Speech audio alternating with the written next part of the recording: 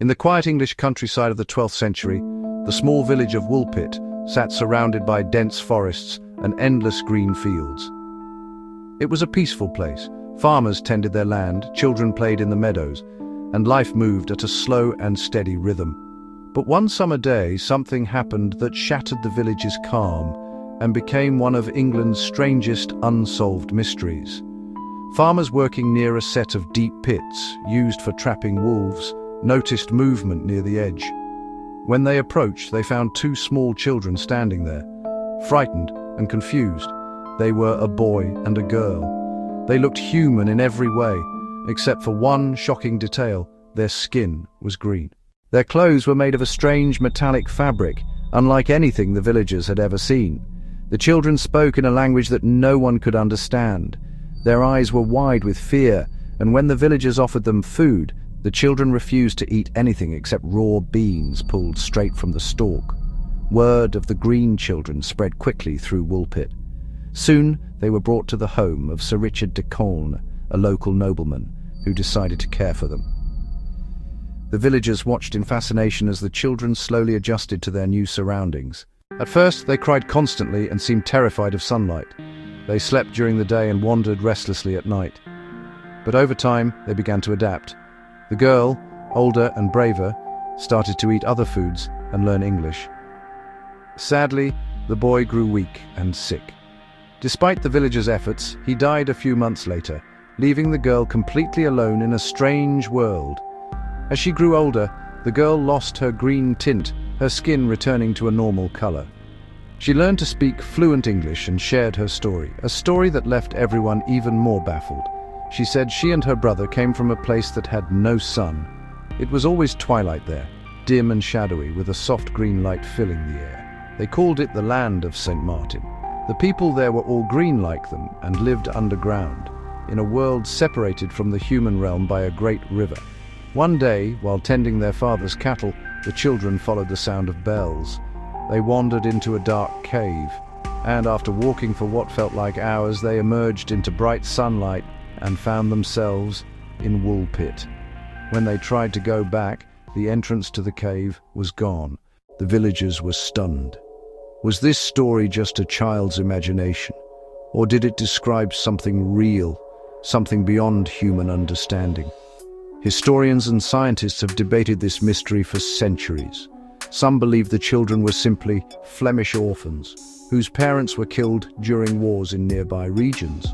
Their green skin, they suggest, could have been caused by malnutrition, specifically a condition called chlorosis, which gives the skin a greenish tint.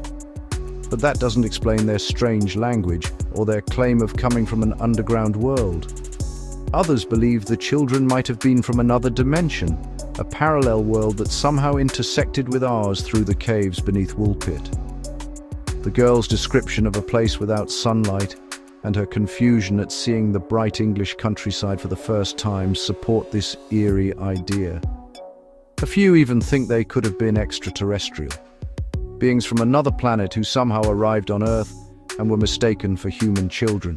Whatever the truth, the story of the Green Children was carefully recorded by two historians of the time, Ralph of Coggeshall and William of Newburgh. Both men wrote down eyewitness accounts from the villagers who had seen the children themselves. These records still exist today, written in Latin more than 800 years later.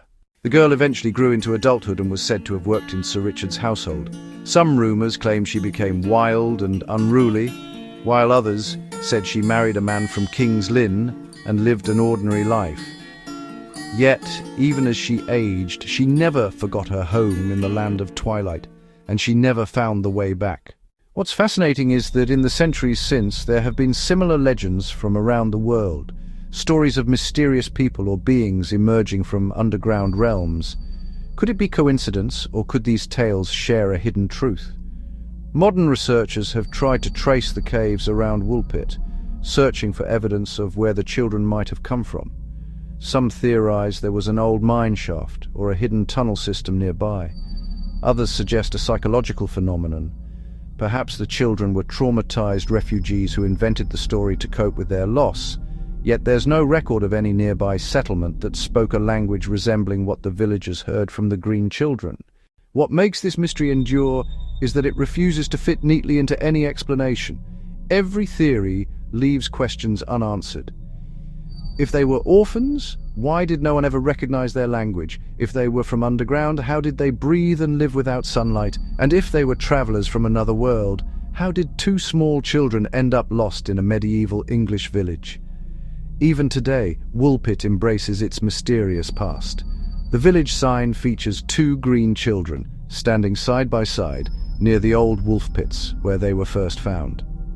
Tourists visit to see the site, hoping to catch a glimpse of something otherworldly, or at least to feel the chill of a story that has lasted for nearly 1,000 years.